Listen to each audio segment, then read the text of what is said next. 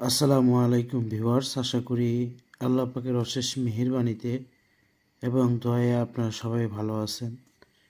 তো আজকে যে নকশাটা দেখতেছেন, এটা একটা পাকিস্তানি সিফলি বিদ্যা, সিফলি নকশা। এই নকশাটা পাওয়া যাবে মিসবাহ উল আরওয়াহ, অর্থাৎ রুহসমূহের চাবিকাঠি কিতাবের উর্দু কিতাবে এটা নকশাটাকে আছে।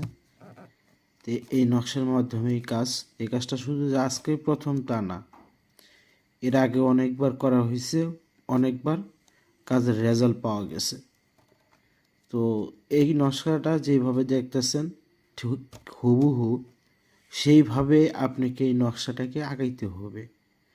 আঁকানোর পর এর ভিতরে এক জোড়া মোনামুনি দিয়ে দিবেন, মোনামুনি গাছের শিকড় এবং কি ফণি মনসা গাছের শিকড়, যেটা যে মাছ গাছ বলি আমরা, ঢেঁকি শাক, সেই ঢেঁকি শাকের একটু শিকড় দিয়া তাবিজটাকে সুন্দর করে মুড়াইয়া ভাঁজ করে আপনি পলিথিন ধারা ভালোভাবে পেঁচাইয়া ভালোভাবে রশি ধারা বাইন্দা আপনি গাছে ঝুলাই দেন। যে কোনো গাছে ঝুলাই দেন, আশেপাশে যেন কোনো গাছ না থাকে।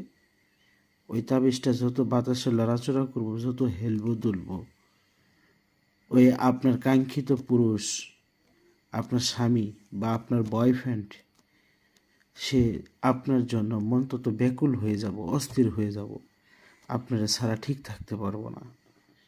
তো কাজটা করে দেখেন। কোনো বোন যদি এই কাজটা করতে পারেন, তাহলে অবশ্যই আপনার প্রেমিক আপনার কাছে ফিরে আসবো। কোনো স্ত্রী যদি স্বামীর জন্য করেন, তাহলে করে দেখেন, আপনার স্বামী আপনার বাধ্য হব। তো ভিউয়ার্স, বেশি কথা আর বলবো না। সকলে ভালো থাকেন, সকলে সুস্বাস্থ্য কামনা করে বিদায় নিচ্ছি। আসসালামু আলাইকুম রহমতুল্লাহ।